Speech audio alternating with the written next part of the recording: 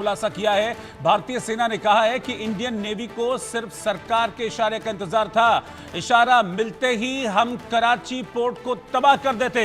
नौसेना प्रवक्ता ने बताया कि युद्धपोत अरब सागर में मोर्चा संभाले हुए था। भारतीय नौसेना की जबरदस्त परिचालन क्षमता के कारण पाकिस्तान ने युद्ध विराम के लिए तत्काल अनुरोध किया था, यानी कि पाकिस्तान को पता था कि अब अगर वो ये नहीं करता, अब अगर वो एक्ट ऑफ वॉर में लगा रहता तो फिर उसका कराची पोर्ट तबाह हो जाता। और ये भारतीय नौसेना की तरफ से इस बात का खुलासा किया गया है कि हम पूरी तरीके से तैयार थे, सिर्फ इशारे का इंतजार था। अरब सागर में हम पूरी तरह से तैयार थे और एक इशारा मिलता तो कराची पोर्ट को तबाह कर दिया जाता। और शायद इसी डर की वजह से पाकिस्तान भागा भागा अमेरिका के पास गया होगा। लेकिन फिलहाल ये जो चीज सामने आई है नौसेना की तरफ से, इस बात को जो क्लियर किया गया है, ये बता रहा है कि उस वक्त सिर्फ एक इशारे की देरी थी और पाकिस्तान का कराची पोर्ट पूरी तरह से तबाह हो जाता। आप समझ लीजिए कि कराची पोर्ट अगर तबाह होता है तो पाकिस्तान की जो ताकत है, जो शक्ति है, उस पर कितना बड़ा आघात ये भारत की तरफ से होता। आप सुनिए जरा खुद क्या कहा गया। On 22nd April, the Indian Navy's Carrier Battle Group, surface forces, submarines and aviation assets were immediately deployed at sea with full combat readiness in concert with the Joint Operation Plan of the Indian Defence Forces.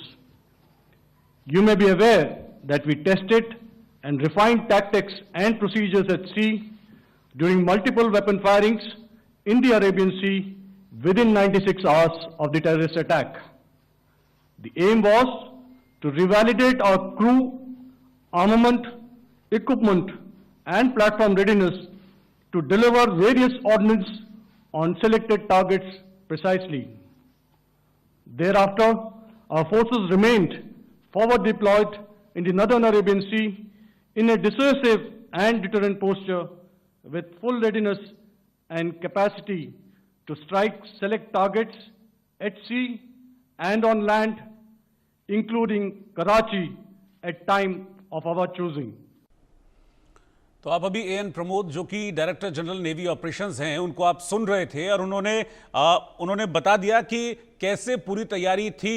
और इसी बात का जिक्र major Shah हम बार बार करते हैं कि भारत अपनी तरफ से पूरी तरह से तैयार था। ये पाकिस्तान का डर था जो भागे भागे इधर उधर कभी इससे कभी उससे गुहार लगा रहा था कि बचा लो बचा लो। और अब डीजीएनओ ने इस चीज को और क्लियर कर दिया कि एक इशारा होता और कराची का पोर्ट तबाह हो चुका होता। इसमें कोई शक की बात नहीं है। ये हम इनको घुटनों के बल ले आए थे, मगर हम चाह रहे थे कि भाई ये और घुटने टेके, नाक भी रगड़ लें। नाक जब तक नहीं रगड़ते तब जाके छोड़ना चाहिए था इनको।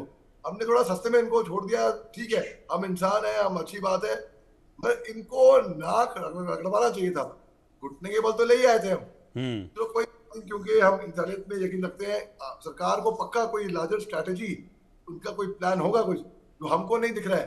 जो गाड़ी चला रहा होता है केवल उसको मालूम है कि कैसे दाएं ले जाऊं या बाएं ले जाऊं। हम लोग पीछे बैठ के कुछ भी कह सकते हैं, अरे ब्रेक मारो, ये देखो वो देखो, कुछ भी करो, बैक सीट ड्राइविंग। तो जो सरकार है उसको अच्छे से मालूम है कि क्या कर रही है वो।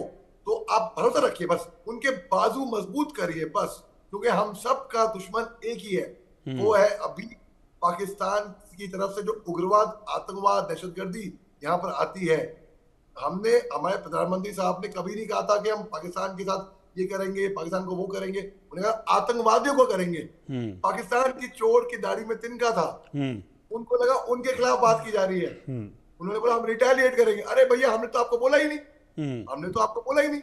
अगर ये हाफिज सईद या मौलाना मसूद अजहर या वहां के उग्रवादियों की तरफ से आता तो हम समझ सकते थे, ठीक है, वो रिटेलिएट करेंगे, अच्छा ओके। पाकिस्तानी सरकार की तरफ हम दे रहे चेतावनी, धमकी नहीं, चेतावनी, चुनौती उनके उग्रवादियों को, और रिस्पॉन्स आ रहा है पाकिस्तान की सरकार की तरफ से। तो इसे साफ साबित होता है, ये लॉजिकल बात है, इसे साफ साबित होता है कि पाकिस्तान की सरकार आतंकियों की सरकार है। उनकी फौज आतंकियों की फौज है। तो इसमें तो कोई दो, कौन सी फौज सिविल ड्रेस पहन के चोरी छुपे चोरों की तरह नीचे, उग्रवादियों की तरह, घुसपैठों की तरह घुसाएगी किसी और अलग मुल्क में? 99 में ऐसे ही हुआ था। जब इनको मारा, कुत्तों की मौत मारी, तब देखा कि तो फौजी थे, पाकिस्तान के रेगुलर आर्मी के थे। इनको फिर भी कुत्तों की मौत मारने के बाद हमने इनको दफनाया पूरी इज्जत आबरू के साथ। जो सलूक एक फौजी के साथ करता है वो सलूक दिया हमने। इन्होंने क्या करा हमारे साथ? इन्होंने लेफ्टिनेंट सौरभ कालिया का शव काट के हमें दिया। कितने टुकड़ों में बटा हुआ था। हमारे ब्रिगेडियर बाजवा साहब है, इन्होंने एक साइटेशन लिखकर, कैप्टन शेर खान मेरे ख्याल से नाम आई माइट डिस्टिंग, उनके कैप्टन साहब थे, उनकी जेब में साइटेशन लिखकर भेजा था कि बड़े बहादुरी से लड़े थे आपके कप्तान साहब। उसको निशाने हैदर से नवाजा गया, जो कि पाकिस्तान का परमवीर चक्र के बराबर का होता है। इन्होंने क्या करा हमारे साथ? आज तक तो हमने तो इनके 93,000 प्रिजनर ऑफ वॉर लड़ाए थे। हमारे 54 प्रिजनर ऑफ वॉर अब तक कोई नाम निशान नहीं, पता भी नहीं जिंदा है कितने नहीं है, पाकिस्तान की जेल में है अब तक। तो ऐसा मुल्क, ऐसा बदतमीज, ऐसा जिसपे आप ट्रस्ट नहीं कर सकते, था गलीज मुल्क पे कैसे भरोसा किया जा सकता है किसी को भी? और वहां पे ना रोहित भाई जी, अपर क्लास है या लोअर क्लास है, मिडिल क्लास नहीं है वहां पे। तो अपर क्लास के लोग तो जा रहे हैं जहाज पकड़ के बाहर अन्य देशों में, कनाडा, यूके, कोई अमेरिका भाग गया, कोई विदेश, कोई गल्फ में भाग गया। मिडिल क्लास नहीं है, तो लोअर क्लास जो है, जो मजदूर लोग हैं। ठीक है मेजर शाह, इस वक्त एक ब्रेकिंग न्यूज और आ रही है। वो ब्रेकिंग न्यूज मैं आपको बता दूं, भारत पाक तनाव के बीच एक ब्रेकिंग न्यूज इस वक्त सामने आ रही है कि सीडीएस और आर्मी चीफ प्रधानमंत्री आवास पहुंचे हैं। प्रधानमंत्री